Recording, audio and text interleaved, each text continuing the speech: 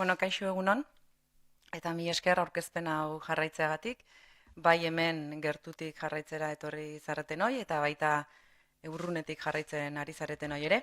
Gaurkoan ere Olaso dorrean gaude, duela urte eta 3 hilabete bezalaxe. Orduko hartan, Telesforo Monton Elab Euskal Herrigintza laborategia aurkeztu genuen. Ordutik, esan gabe doa, pandemiak, COVID-19 pandemiak laborategiaren jarduna, gure jardura maila batean edo bestean baldintzatu du, baina nolabait lortu dugu aurrera egitea eta gaur hemen egotearen esanaietako bat ere hori bada, ez? Badugula zerbait berriz kontatzeko. Gaurkoan proiektu aintzindari bat aurkeztuko dizuegu, naziometroa, Euskal Burujabetzaren barometroa, hau da, independentzia nahia edo burujabetza nahia, nahi hori testuinguruak zein neurritan baldintzatzen duen, nahi horren atzean zein arrazoi egon daitezkeen, eta nahi horren atzean edo nahi horrekin ikusi ditzakegun joerak ezagutzen eta ulertzen lagunduko digun neurketarako tresna bat izango da naziometroa. Naziometroa izaera nazionalekoa da, alegia Euskal Herri osoa bere baitan biltzen du eta erremu administratibo ezberdinetako herritarren iritziak jaso ditugu, eta era berean joerak aztertu ahal izateko aldizkako neurketa bat izango da. Naziometroa Olaso dorrea eta Euskal Herriko Unibertsitatearen arteko elkarlanaren fruitua da. Hemendik eskerrak eman nahi dizkiogu Euskal Herriko Unibertsitateari proiektu honetan elkarlanean aritzeko erakutsi duen prestutasunagatik, eta maila praktiko eta operatiboan laborategiaren eta parte hartuz ikerketa taldearen arteko lankidetzaren emaitza da.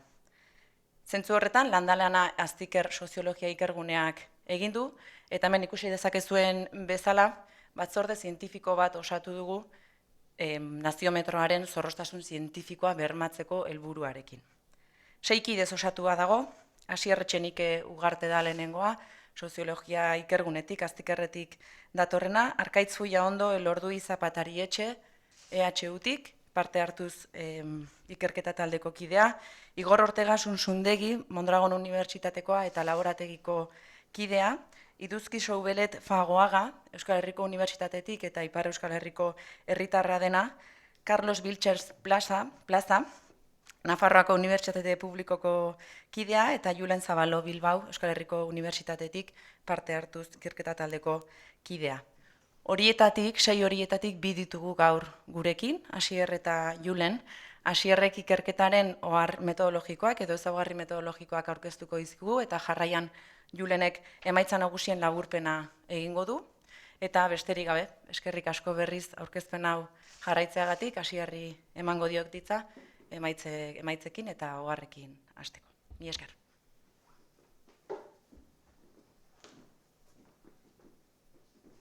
Egunon, nik labur, eskat, kasu honetan inkesta egin dugu, barometro hori Aztikerretik bideratu dugu, eta pixkat horren inguruko 3 ohar.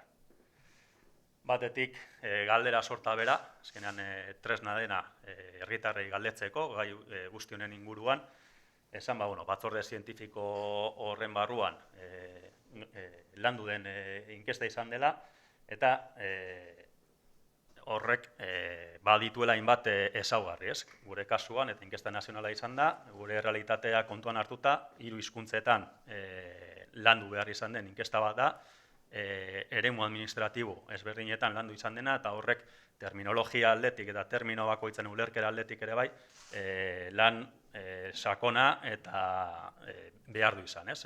Eremu bakoitzean,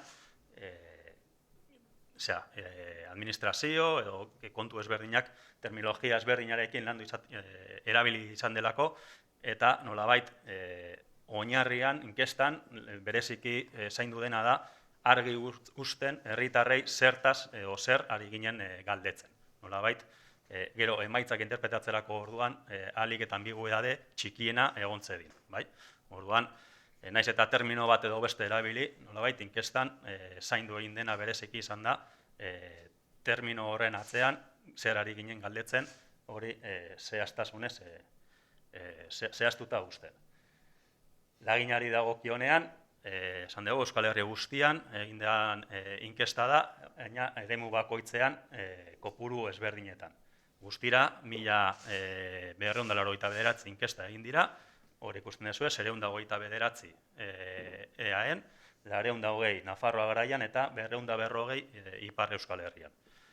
Gero, emaitza guzti hauek, eta hemen gaur aurkeztuko ditugun emaitzak kontuan hartzeko, ateratzeko, bakoitzaren pisua erreala nolabait astatu egin da. Eta astatu egin da, bai, aldagai demografikoen baitan, baita ere aldagai soziopolitikoen baitan edo. Kontuan hartuta, azkeneko 2019an, 2020an eman diren hauteskunde ezberdinak eremu administratibo bakoitzean, horren arabera, astatu egin dira, naiz eta berez desoreka txikia egon den, eta hor izatekotan, eremu bakoitzean EAN nolabait desoreka Podemosen alde izan da, apur bat, Nafarroan PSN-eren alde, eta Ipar Euskal Herrian PSF-eren alde. Hori izan dira apur bat, zuzendu beharreko oreka nagusiak, baina hala ere, nahiko errealitatearekin nahiko orekatu atera den lagina izan da. Eta laginketari begira, nolabait, bi laginketa mota ezberdin erabili dira, 75 urtetik berakoek online panel internauta baten bidez erantzundako inkesta bat izan da, eta 75 urtetik gora inkesta telefonikoaren bidez. Eta hori da, pixkat gero hori guztia laburtuta, lana hori bai epatu urrian egin zela, nagusiki, urriak bitik, azaroak 9 bitartean, eta, bueno, kasu horretan, kontesto soziopolitikoa, printzipioz, ez dugu ikusten zer berezirik egon zenik, nolabait, baldintzatzeko gero erantzunak. Partetik hori. Egunon, bagoazen datuetara. Datu asko bildu ditugu, datu horiek noski publikoak izango dira, eta badira, batez ere Telesforo Monzone Laben zera, web horrian eukiko dituzue. Orduan, datu horietatik guztietatik, hemen laburpen bat gauzarik esanguratzuenak edo deigarrienak iruditu zaizkigunak azpimarratuko ditugu.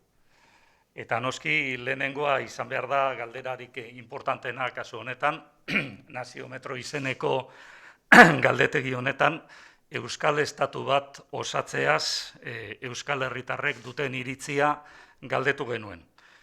Baina galdetu nahi izan dugu galdera zehatz batekin, eta uste dugu horrek eragina daukala gero erantzunetan. Eta galdera zehatz horretan galdetzen da bereiztuta EAE, bereiztuta Nafarroako Foru Komunitatea eta Euskal Hirigune Elkargoa bereiztuta, ipiniko dut esate baterako EAEko galdera, demagun Euskal horri pintzen duenez, demagun Euskal Autonomia Erkidegoan, alderdi politiko guztiek edo gehienek adostu dutela Euskal Estatuari buruzko erreferenduna egitea eta Madrilek, kasu honetan, onartu duela. Beraz, erreferenduna guztiz ofiziala eta onartua da. Kasu horretan, zer ateratzen zaigu? Ateratzen zaigu Euskal Estatu, konjunto guztian, Euskal Estatuaren alde 42,5 egongo litzatekela, eta Euskal Estatuaren kontra zuzenean horrela esan da 31,5. Hau da, 11 puntuko diferentzia dago, galdera horrela eginda eta Euskal Herri osoan alde eta kontrakoen artean. Ikusten dugunez, oraindik geratzen da abstentzioaren eremuan 12% eta beste 13% erantzuten ez duena edo ez dakiena. Hau da, 3 laurdenetatik Euskal Estatuaren alde 42,5 eta kontra 11,5. Esan dugunez, bereiztu egin ditugu Ipar Euskal Herria, Nafarroako Foru Komunitatea eta EAE.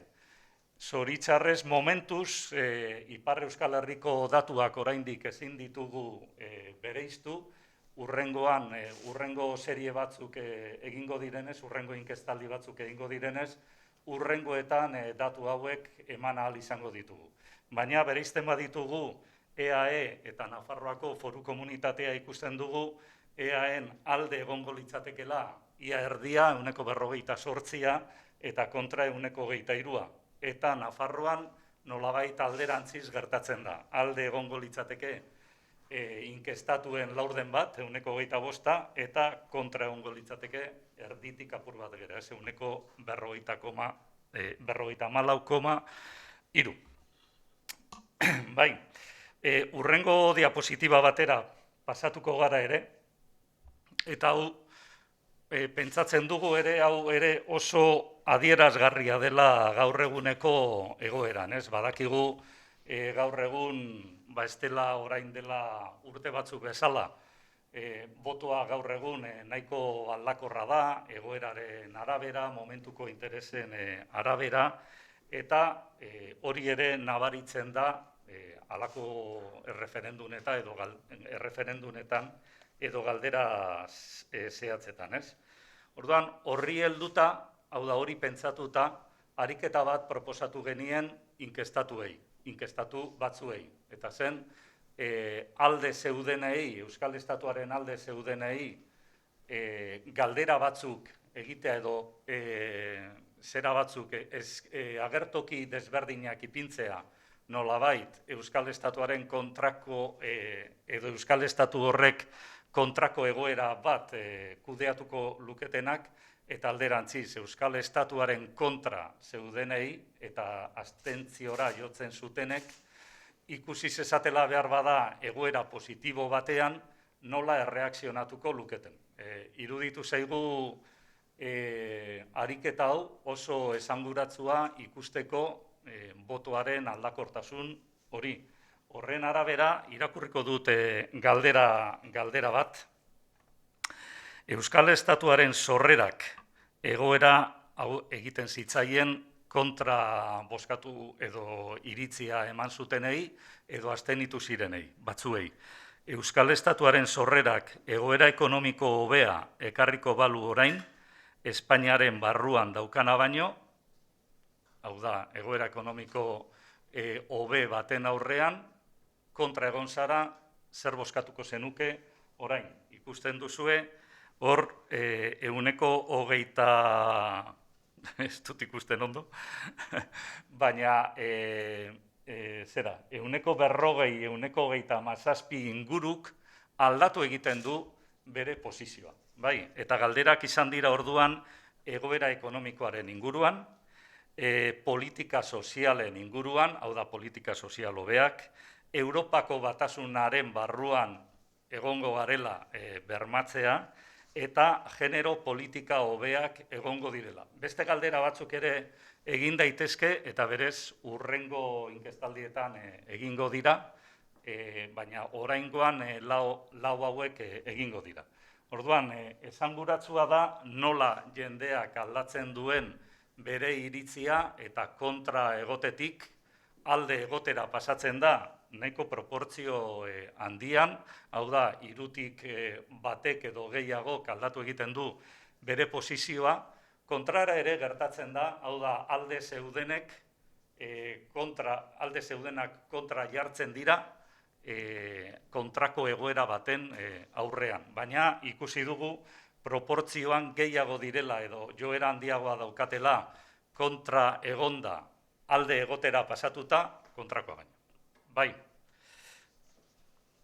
Beste galdera interesgarri bat iruditu zaigu gaur egun dagoen irizpide demokratikoa ea nork erabaki behar dituen gauzak. Ez? Hau da, nori dagokion erabakiak hartzea. Eta horren arabera orduan galdetu genuen ea bere etorkizun politikoaz erabakitzeko aukerarik egon beharko litzateken edo ez. Eta datuak oso esanguratsuak dira. Ez? Galdera izan zen, zure iritziz, eremu geografiko hauetako bakoitzak bere etorkizun politikoa erabakitzeko eskubidea izan beharko luke. Eta ikusten duzuenez, herritarren gehiengoak eta hiru kasuetan proportzioa oso handia da, herritarren gehiengoak 73%, pentsatzen du eskubidea egon beharko litzatekeela etorkizun politikoaz erabaki ahal izateko. Eskubidea eta egikaritu ahal izatea. Oso interesgarria ere iruditu zaigu galdera hau. Beste galdera bat ere egin genuen, galdera horietako bat, kontuan hartuta 3 eremutan banatu dugula galdeketa hau, ea nolako, eta orduan ondorioz 3 eremu administratibo horiek bereiztu ditugula, ea nolako harremanak nahi genituen edo nahi dituen jendeak 3 eremu administratiboen artean. Galdera desberdinak egin ditugu, baina iruditzen zaigu hau ere azpimarratzekoa, oso esanguratsua delako, nahiko orokorra da, baina jendeak oro har, galdetzen zaienean ia uste duen zuzenean da edozein kasutan Nafarroako Foru Komunitatea, Euskal Hiri Elkargoa, Iparraldea eta Euskal Autonomia Erkidegoaren artean, orain arte bezala bakoitzak bere erkidegoan jarraituta, harreman gehiago izatearen alde ala kontra zaude. Galdera zehatz hori eginda, 69%ak, 5/4, esaten dute harreman gehiago nahi dituztela eremu administratibo desberdinen artean. Horiek dira galdera normalen artean, horiek dira datu esanguratsuenak. Hala ere, aprobetxatu dugu, eta horrela ingo dugu hurrengoetan ere bai, kasu bakoitzean beste galdera zehatz batzuk eta puntualak egiteko, eta kasu honetan, ezinbestean, pandemiaz hitz egin dugu, edo galdetu dugu, baina pandemiaz kudeaketan zentratuta, hau da, eremu desberdinek, administrazio desberdinek nola jokatu duten. Orduan, horretaz galdetuta, ikusten da pandemia dela eta udaletxeak direla hobekien baloratuak, ez? Kontuan hartu dira udaletxea, komunitateak, autonomia komunitateak, diputazioak, Europar Batasuna eta estatuak, Espainia edo Frantzia.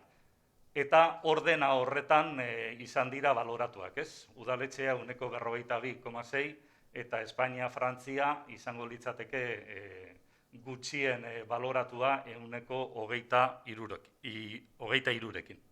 Eta hau osatzeko beste galdera bat ere egin zen COVID-19aren kudeaketarako, ea eskumen gehiago beharko lituzketen eremu desberdinek edo administrazio desberdinek ia uste duten horrela izan beharko zela, ez? Eta ikusten dugunez, hor aldaketa apur bat dago, 45%ak pentsatzen du eskumen gehiago eduki beharko lituzketela autonomiek, ez? Jaurlaritzak, Nafarroako gobernuak edo Euskal Hiri Elkargoak. Ondoren dator udaletxeak eskumen gehiago eduki beharko lituzkela, ondoren diputazioak, ondoren Europar Batasunak, eta berriro bi estatuek, Espainiak eta Frantziak, eskumen gehiago eduki beharko lituzketela, kasu guztietan, diferentzia ez da hain handia, baina proportzio esanguratsu batek horrela uste du. Eta hauek dira emaitza esanguratsuenak.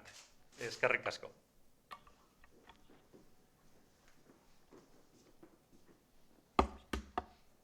Eskerrik asko, Asier eta Julen. Nabaria denez hau laburpen bat zen, bestela oso luze joko lukeelako. Emaitza guztiak naziometroa.eus webgunean topatuko dituzue, edozein kasutan, hemen zaudetenok galderarik edo zerbait komentatu nahiko bazenute, jakin orain baduzuela tartetxoa eta hemen gaudela erantzuteko.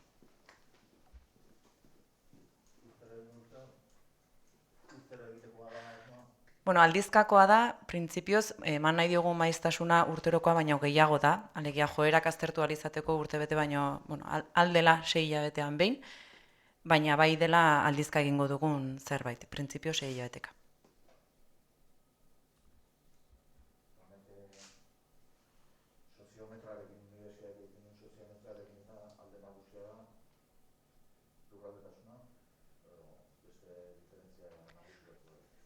Bueno, nik uste, Julena, ez erantzun. Nabariak dira, diferentziak alde batetik, bai lurraldetasuna, Euskal Herri osoa kontuan hartzen dugulako, eta gero beste alde batetik pentsatzen dugu galderak kasu batzuetan testu inguruan ipini behar direla. Eta hor dago aurrerapen handi bat, ez? Bere soziometroak guk egin dugunaren antzeko galdera inoiz egin izan du, baina ez du jarraitu hori modu periodiko batean egiten. Baina halako egoera batean ere galdetzen izan du, ez? Hau da, egoera normalizatu batean eta berme juridiko guztiekin planteatzen bada halako erreferendum bat, autodeterminazio erreferendum bat, eta zure komunitatean, ez holan orokorrean Euskal Herri guztian edo, zein izango litzateke erantzuna. Eta hor ere ikusten da nola hor datuek nola igotzen duten independentziaz orokorrean galdetzen denean baino. Besterik?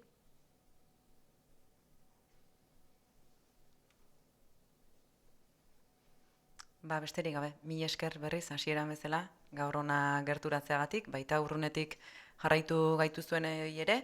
Esan bezala naziometroa.eus helbidean izango dituzue gainerako emaitzak, eta ondo segi, eskerrik asko.